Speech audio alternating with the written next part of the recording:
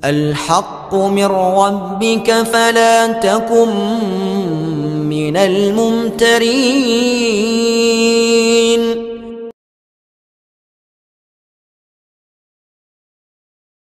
Dukun dakwah Al-Haqqu TV, pembangunan asrama, panti asuhan dan pondok pesantren Al-Haqqu, serta pembangunan Masjid Islamic Center Al-Haqqu. Salurkan donasi Anda melalui Bank Syariah Indonesia dengan nomor rekening 7726170370 dengan kode bank 451 atas nama Muhammad Rais, pengasuh panti asuhan dan pondok pesantren Al-Haqqu.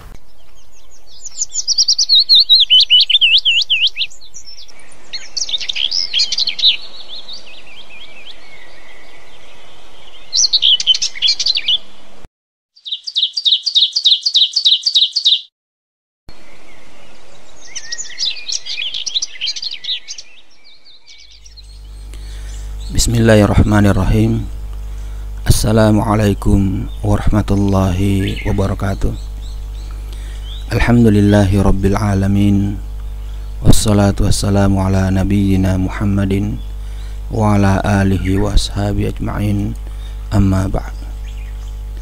Para sobat Al-Haqqu TV dimanapun Anda berada, alhamdulillah kita bersua kembali dalam rangka melanjutkan penyampaian materi tentang Sirah Nabawiyah karya Syekh Safiur Rahman Al-Mubarakfuri.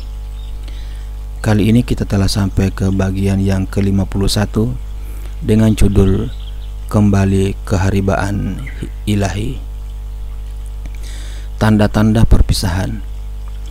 Setelah dakwah benar-benar menjadi sempurna dan Islam dapat menguasai keadaan, mulai muncul tanda-tanda perpisahan dengan kehidupan dan orang-orang yang hidup, yang bisa ditangkap dari sabda dan tindakan beliau Sallallahu Alaihi Wasallam. Pada bulan Ramadan tahun ke-10 Hijrah, beliau iktikaf di masjid selama 20 hari, padahal sebelumnya beliau tidak iktikaf kecuali hanya 10 hari saja. Jibril mengetes Al-Quran dari beliau hingga 2 kali. Pada waktu Haji Wada, beliau bersabda, "Aku tidak tahu pasti, boleh jadi aku tidak akan bertemu kalian lagi setelah tahun ini dengan keadaan seperti ini." Pada waktu melempar jamroh Aqobah, beliau juga bersabda, "Pelajarilah manasik kalian dariku, karena boleh jadi aku tidak akan berhaji lagi sesudah tahun ini." Turun surat An-Nasr pada pertengahan hari-hari tasyrik. Sebenarnya semua ini bisa dikenali sebagai suatu perpisahan yang disyaratkan beliau Sallallahu Alaihi Wasallam. Pada awal-awal bulan Safar tahun ke-11 Hijrah, Rasulullah Sallallahu Alaihi Wasallam pergi ke Uhud, lalu sholat atas orang-orang yang mati syahid di sana, layaknya orang yang hendak berpisah dengan orang yang masih hidup dan orang yang sudah meninggal dunia. Lalu beliau menuju mimbar dan berpidato, "Sesungguhnya aku lebih dahulu meninggalkan kalian, aku menjadi saksi atas kalian, dan demi Allah, aku benar-benar akan melihat tempat kembaliku saat ini.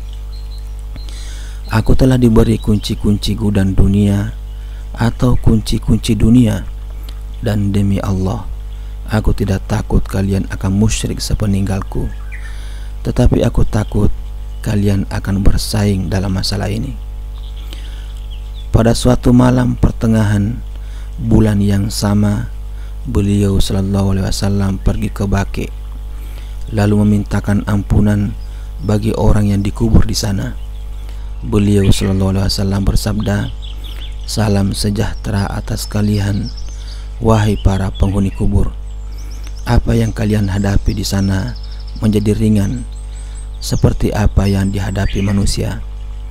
Fitnah datang seperti sepotong malam yang gelap gulita, yang akhir akan menyusul yang awal. Hari akhirat lebih jahat pembalasannya daripada di dunia. Lalu beliau sallallahu alaihi wasallam mengabarkan kepada orang-orang yang dikubur di sana dengan bersabda, sesungguhnya kami akan bersua dengan kalian. Permulaan sakit. Pada tanggal 29 Safar tahun ke-11 Hijrah, bertepatan dengan hari Senin, Rasulullah SAW menghadiri prosesi jenazah di Baqi. Sepulang dari Baqi dan selagi dalam perjalanan, tiba-tiba beliau merasakan pusing di kepala dan panas tubuhnya langsung melonjak, hingga orang-orang bisa melihat tanda suhu badan beliau yang panas itu lewat urat-urat nadi di kepala beliau. Beliau sakit selama 13 atau 14 hari dan tetap sholat bersama orang-orang selama 11 hari dari masa sakitnya itu. Pekan terakhir, sakit Rasulullah SAW semakin lama semakin bertambah parah, sampai-sampai beliau SAW bertanya kepada istri beliau, di mana giliranku besok? Di mana giliranku besok?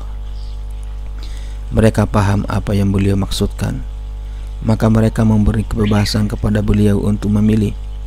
Akhirnya beliau memutuskan untuk berpindah ke rumah Aisyah radhiyallahu anhuma. Beliau berjalan dengan dipapa Al-Fadl bin Abbas dan Ali bin Abu Thalib hingga tiba di rumah Aisyah radhiyallahu anhuma. Beliau berada di sana pada pekan terakhir dari kehidupan beliau sallallahu alaihi wasallam. Sementara itu, Aisyah radhiyallahu anhuma terus-menerus membacakan muawwizat dan doa-doa yang dihafalkan dari Rasulullah sallallahu alaihi wasallam sambil meniup ke tubuh beliau dan mengusap-ngusap tangan beliau mengharapkan barokah. 5 hari sebelum wafat, pada hari Rabu, tepatnya 5 hari sebelum Rasulullah SAW wafat, suhu badan beliau semakin tinggi sehingga beliau semakin demam dan menggigil. Beliau bersabda, gugurkan air dari manapun ke tubuhku agar dapat menemui orang-orang dan memberikan nasihat kepada mereka. Mereka mendudukkan beliau di atas bejana cucian lalu mengguyurkan air ke tubuh beliau hingga beliau bersabda, cukup, cukup. Setelah merasa agak ringan, beliau masuk masjid dengan kepala yang diikat hingga duduk di atas mimbar, lalu berpidato di hadapan orang-orang yang duduk di hadapan beliau. Kutukan Allah dijatuhkan kepada orang-orang Yahudi dan Nasrani karena mereka menjadikan kuburan nabi mereka menjadi masjid. Dalam riwayat lain disebutkan, Allah memerangi orang-orang Yahudi dan Nasrani karena menjadikan kuburan para nabi mereka menjadi masjid. Lalu beliau melanjutkan, janganlah kalian menjadikan kuburanku sebagai berhala yang disembah. Kemudian beliau menawarkan diri untuk kisos, seraya bersabda, barang siapa punggungnya pernah kupukul, maka inilah punggungku, silahkan membalasnya. Siapa yang merasa kehormatannya pernah kulecehkan, maka inilah kehormatanku, silahkan membalasnya. Kemudian beliau turun dari mimbar untuk melaksanakan sholat zuhur. Selepas sholat, beliau kembali lagi ke mimbar dan duduk di atasnya.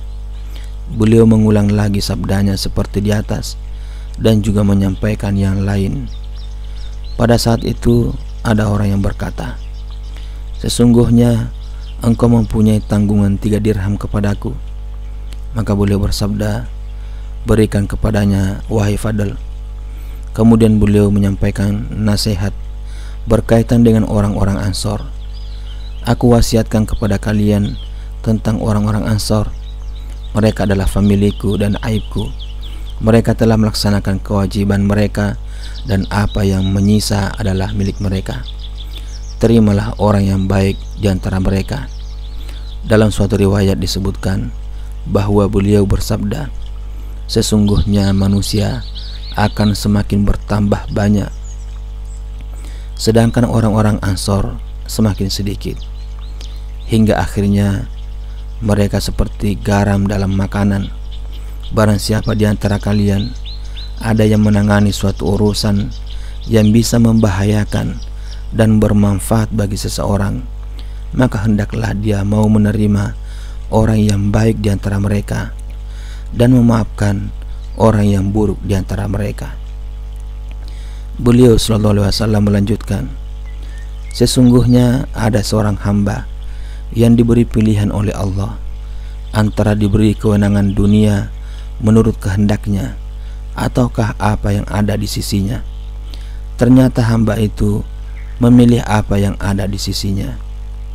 Abu Sa'id Al-Khudri radhiyallahu anhu menuturkan, lalu Abu Bakar radhiyallahu anhu menangis sembari berkata, demi ayah dan ibu kami sebagai tebusanmu. Karena kami merasa heran atas ulah Abu Bakar ini, maka orang-orang berkata, lihatlah orang tua ini. Rasulullah SAW mengabarkan tentang seorang hamba yang diberi pilihan oleh Allah antara diberi kemewahan dunia menurut kehendaknya ataukah apa yang ada di sisinya. Lalu dia berkata, demi ayah dan ibu kami sebagai tebusanmu.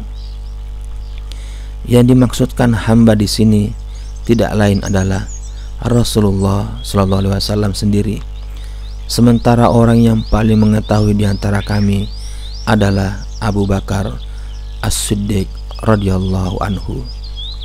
Kemudian beliau melanjutkan, sesungguhnya orang yang paling banyak memberikan perlindungan kepadaku dengan pergaulan dan hartanya adalah Abu Bakar. Andaikan aku boleh mengambil seorang kekasih selain Robku, niscaya aku akan mengambil Abu Bakar sebagai kekasihku. Tetapi ini adalah ukhuwah Islamiyah dan kasih sayang. Semua pintu yang menuju masjid harus ditutup kecuali pintunya Abu Bakar. 4 hari sebelum wafat. Pada hari Kamis 4 hari sebelum wafat, sakit beliau tidak menyusut. Beliau bersabda, kemarilah kalian, aku akan menuliskan sebuah tulisan yang kalian tidak akan tersesat sesudahnya. Saat itu di rumah ada beberapa orang, di antara mereka adalah Umar bin Khattab yang berkata, beliau terpengaruh oleh sakitnya. Toh di sisi kalian ada Al-Quran, cukuplah bagi kalian kitab Allah. Mereka yang ada di dalam rumah pun saling berselisih dan berdebat. Di antara mereka ada yang berkata, mendekatlah kalian agar Rasulullah SAW dapat menulis bagi kalian. Namun di antara mereka ada yang setuju dengan perkataan Umar. Karena mereka saling berdebat dan gaduh, beliau bersabda, menyingkirlah dari sini. Pada hari itu beliau menyampaikan 3 wasiat. Pertama, wasiat untuk mengeluarkan orang-orang Yahudi dan Nasrani serta orang-orang musyrik dari Jazirah Arab. Yang kedua, wasiat tentang pengiriman para utusan seperti yang pernah beliau lakukan. Sedangkan yang ketiga, rawi hadis ini lupa. Boleh jadi yang ketiga ini adalah wasiat untuk berpegang teguh kepada Al-Quran dan Sunnah, atau perintah untuk melanjutkan pengiriman pasukan Usama, atau wasiat untuk memperhatikan masalah sholat dan hamba-hamba sahaya yang dimiliki. Sekalipun sakit Rasulullah SAW cukup parah, tetapi beliau tetap mengimami sholat 5 waktu bersama orang-orang hingga hari itu, atau tepatnya hari Kamis 4 hari sebelum beliau wafat. Pada waktu sholat maghrib hari itu, beliau membaca surah Al-Mursalat. Menjelang sholat Isya, sakit beliau semakin bertambah parah, sampai-sampai beliau tidak sanggup lagi pergi ke masjid. Aisyah radhiyallahu anha menuturkan, beliau bertanya, apakah orang-orang sudah sholat? Kami menjawab, belum wahai Rasulullah, mereka sedang menunggu engkau. Beliau bersabda, "Letakkan air di bejana tempat cucian bagiku." Kami laksanakan perintah beliau. Setelah mandi, beliau akan bangkit berdiri, namun tidak sanggup dan pingsan. Setelah siuman, beliau bertanya, "Apakah orang-orang sudah sholat?" Ketika hendak bangkit untuk kedua kalinya, lagi-lagi beliau pingsan, hingga terulang 3 kali dan tetap tak sanggup. Akhirnya beliau mengirim utusan untuk menemui Abu Bakar radhiyallahu anhu agar dia mengimami orang-orang. Maka sejak hari itu Abu Bakar mengimami orang-orang, tepatnya sebanyak 17 sholat selagi beliau masih hidup. 3 atau 4 kali Aisyah radhiyallahu anhuma menyarankan agar Nabi SAW tidak hanya menunjuk Abu Bakar sebagai imam supaya orang-orang tidak merasa bosan kepadanya, tetapi beliau menolaknya seraya bersabda, "Kalian sama dengan saudara-saudara Yusuf. Suruh Abu Bakar agar dia menjadi imam bagi orang-orang." 2 hari atau sehari sebelum wafat, pada hari Sabtu atau Ahad, Nabi SAW merasakan badannya agak ringan. Maka dengan dipapah 2 orang laki-laki, beliau keluar rumah untuk melaksanakan sholat zuhur. Sementara pada saat yang sama, Abu Bakar radhiyallahu anhu sedang mengimami orang-orang. Saat melihat kedatangan beliau, Abu Bakar beranjak untuk mundur ke belakang, namun beliau memberi isyarat kepada Abu Bakar agar dia tidak usah mundur. Beliau bersabda, "Dudukkan aku di samping Abu Bakar." Maka keduanya mendudukkan beliau di samping Abu Bakar. Lalu Abu Bakar sholat mengikuti sholat beliau dan mengeraskan bacaan takbir agar didengar orang-orang. Sehari sebelum wafat atau pada hari Ahad, Nabi SAW memerdekakan para pembantu laki-lakinya, mensedekahkan 7 dinar harta beliau yang masih menyisa, dan memberikan senjata milik beliau kepada orang-orang muslim. Pada malam sebelumnya, Aisyah radhiyallahu anhuma meminjam minyak lampu pembantu perempuannya, sementara baju besi beliau digadaikan kepada orang Yahudi seharga 30 sok gandum. Hari terakhir dari kehidupan Rasulullah SAW. Anas bin Malik meriwayatkan bahwa ketika orang-orang muslim sedang melaksanakan sholat subuh pada hari Senin, sementara Abu Bakar menjadi imam, Rasulullah SAW tidak menampakkan diri kepada mereka. Beliau hanya menyibak tabir kamar Aisyah radhiyallahu anhuma dan memandangi mereka yang sedang berbaris dalam saf-saf sholat. Kemudian beliau tersenyum. Abu Bakar mundur ke belakang hendak berdiri sejajar dengan saf, karena dia mengira Rasulullah SAW akan keluar untuk sholat dan menjadi imam. Anas menuturkan, orang-orang muslim bermaksud hendak menghentikan sholat karena merasa gembira dengan keadaan Rasulullah SAW. Namun beliau memberi isyarat dengan tangan agar mereka menyelesaikan sholat. Kemudian beliau masuk ke bilik dan menurunkan tabir. Setelah itu Rasulullah SAW tidak mendapatkan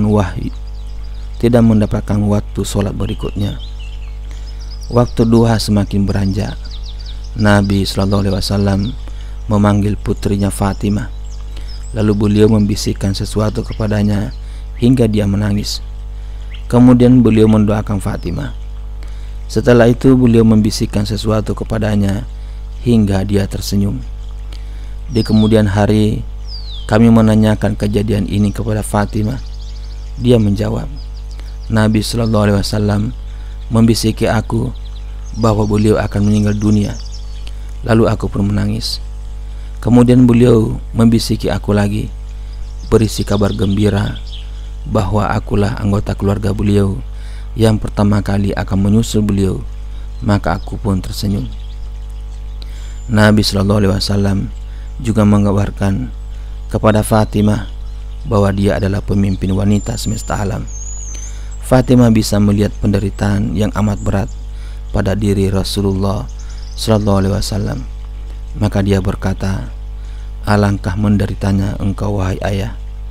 Beliau menjawab, "Tidak ada penderitaan atas ayahmu setelah hari ini." Kemudian beliau memanggil Hasan dan Husain, lalu memeluk keduanya dan memberikan nasihat yang baik-baik. Beliau juga memanggil para istri beliau, memberi nasihat dan peringatan kepada mereka. Rasa sakit beliau semakin bertambah berat, ditambah lagi pengaruh racun yang disusupkan dalam daging oleh wanita Yahudi yang beliau makan sewaktu di Khaybar, hingga beliau bersabda, "Wahai Aisyah, aku masih merasakan sakit karena makanan yang sempat kucicipi di Khaybar. Inilah bagiku untuk merasakan bagaimana terputusnya nadiku karena racun tersebut." Beliau juga memberikan nasihat kepada orang-orang, "Salat, salat, dan budak-budak yang kalian miliki." Beliau menyampaikan wasiat ini hingga beberapa kali. Maksudnya perintah untuk memperhatikan dua hal ini. Detik-detik terakhir. Tibalah detik-detik terakhir dari hidup beliau sallallahu alaihi wasallam. Aisyah radhiyallahu anhuma menarik tubuh beliau ke pangkuannya. Tentang hal ini dia pernah berkata, "Sesungguhnya di antara nikmat Allah yang dilimpahkan kepadaku bahwa Rasulullah sallallahu alaihi wasallam meninggal dunia di rumahku pada hari giliranku, berada dalam rengkuhan dadaku. Bahkan Allah menyatukan antara ludahku dan ludah beliau saat wafat." Abdurrahman bin Abu Bakar masuk sambil memegang siwak. Saat itu aku merengkuh tubuh beliau. Kulihat beliau melirik ke siwak di tangan Abdurrahman, karena aku tahu beliau amat suka kepada siwak. Maka aku bertanya, "Apakah aku boleh mengambil siwak itu untuk engkau?" Beliau mengiyakan dengan isyarat kepala. Maka aku menyerahkannya kepada beliau dan menggosokkannya ke mulut beliau. Rupanya gosokanku terlalu keras bagi beliau. Aku bertanya, "Apakah aku harus memelankannya?" Beliau mengiyakan dengan isyarat kepala. Maka aku menggosok dengan pelan-pelan sekali. Di dekat tangan beliau saat itu ada bejana berisi air. Beliau mencelupkan kedua tangan ke dalam air, lalu mengusapkannya ke wajah sambil bersabda, "Tiada ilah selain Allah. Sesungguhnya kematian itu ada sekaratnya." Seusai bersiwak, beliau mengangkat tangan atau jari-jari, mengarahkan pandangan ke arah langit-langit rumah, dan kedua bibir beliau bergerak-gerak. Aisyah radhiyallahu anhuma masih sempat mendengar sabda beliau pada saat-saat itu, "Bersama orang-orang yang engkau beri nikmat atas mereka dari para nabi, siddiqin, syuhada, dan solihin. Ya Allah, ampunilah dosaku dan rahmatilah aku. Pertemukanlah aku dengan kekasih yang maha tinggi, ya Allah, kekasih yang maha tinggi." Kalimat yang terakhir ini diulang sampai 3 kali, yang disusul dengan tangan beliau yang melemah. "Inna lillahi wa inna ilaihi raji'un." Beliau telah berpulang kepada kekasih yang maha tinggi. Hal ini terjadi ketika waktu duha sudah terasa panas pada hari Senin tanggal 12 Rabiul Awal tahun 11 Hijrah dalam usia 63 tahun lebih 4 hari. Para sahabat dirundung kesedihan. Kabar kesedihan langsung menyebar. Seluruh pelosok Madinah seakan berubah menjadi muram. Anas menuturkan, aku tidak pernah melihat suatu hari yang lebih baik selain dari hari saat Rasulullah SAW masuk ke tempat kami, dan tidak kulihat hari yang lebih buruk dan lebih muram selain dari saat Rasulullah SAW meninggal dunia. Setelah beliau meninggal, Fatimah berkata, Wahai ayah, Rob telah memenuhi doamu. Wahai ayah, surga Firdaus tempat kembalimu. Wahai ayah, kepada Jibril kami mengabarkan wafatmu. Sikap Umar bin Al-Khattab. Setelah mendengar kabar kematian beliau, Umar hanya berdiri mematung. Seperti tidak sadar, dia berkata, sesungguhnya beberapa orang munafik beranggapan bahwa Rasulullah SAW akan meninggal dunia. Sesungguhnya beliau tidak meninggal dunia, tetapi pergi ke hadapan Robnya, seperti yang dilakukan Musa bin Imran yang pergi dari kaumnya selama 40 hari, lalu kembali lagi kepada mereka setelah beliau dianggap meninggal dunia. Demi Allah, Rasulullah SAW benar-benar akan kembali. Maka tangan dan kaki orang-orang yang beranggapan bahwa beliau meninggal dunia hendaknya dipotong. Sikap Abu Bakar. Dari tempat tinggalnya di dataran tinggi Madinah, Abu Bakar As-Siddiq memacu kuda, lalu turun dan masuk masjid tanpa berbicara dengan siapapun. Dia masuk dan menemui Aisyah radhiyallahu anhuma, lalu mendekati jasad Rasulullah SAW yang diselubungi kain berwarna hitam. Dia menyibak kain itu, lalu menutupnya kembali, memeluk jasad beliau sambil menangis. Kemudian dia berkata, demi ayah dan ibuku sebagai tebusanmu, Allah tidak akan menghimpun dua kematian pada diri engkau. Kalau memang kematian ini sudah ditetapkan atas engkau, berarti memang engkau sudah meninggal dunia. Kemudian Abu Bakar keluar rumah.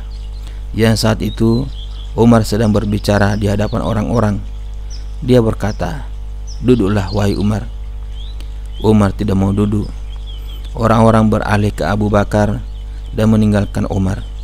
Abu Bakar berkata, barang siapa di antara kalian ada yang menyembah Muhammad, maka sesungguhnya Muhammad telah meninggal dunia.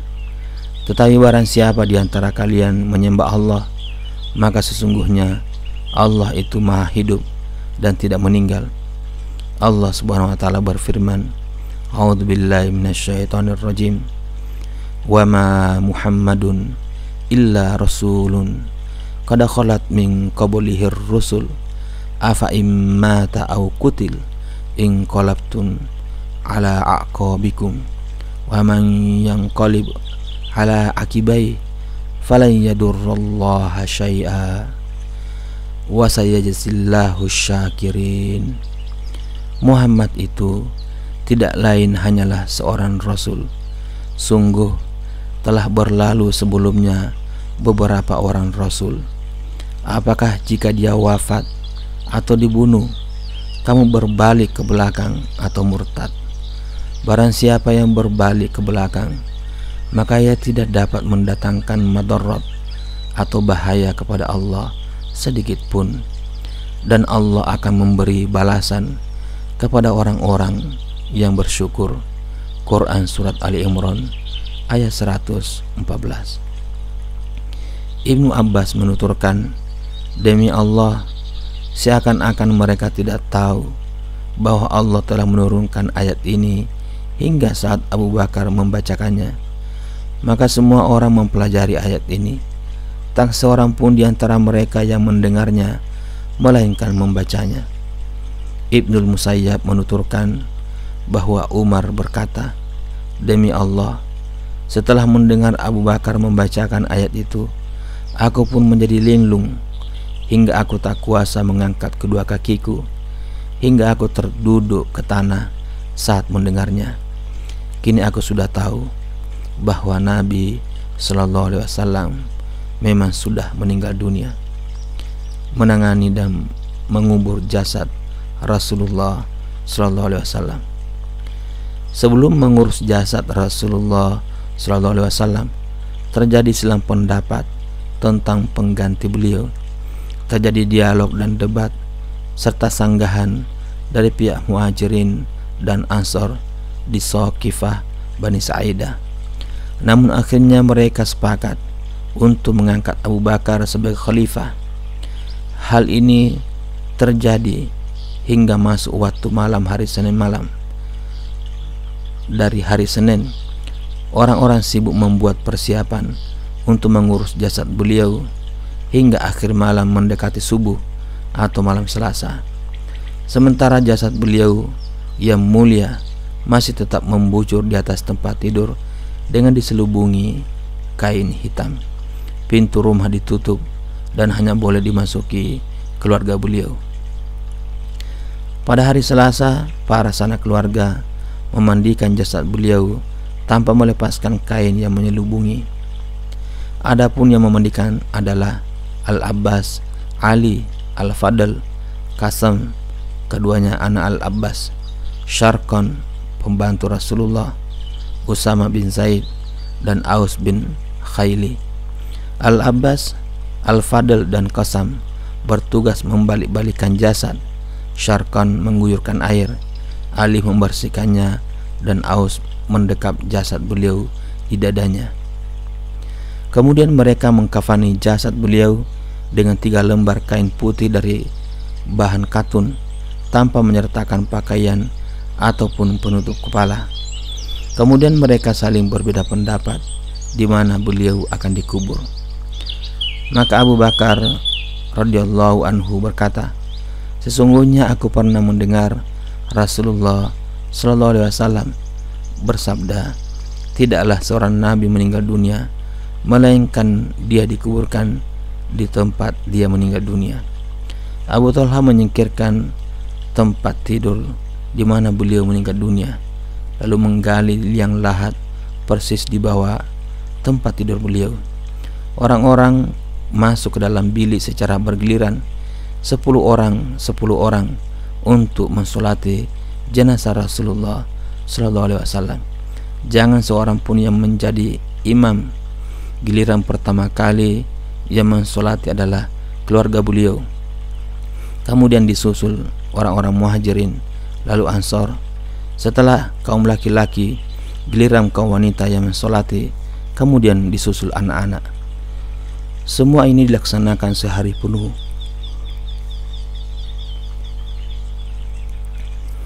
Pada hari Selasa hingga menginjak malam Rabu, Aisyah radhiyallahu anha berkata, "Kami tidak mengetahui penguburan Rasulullah sallallahu alaihi wasallam hingga kami mendengar suara sekop di tengah malam Rabu."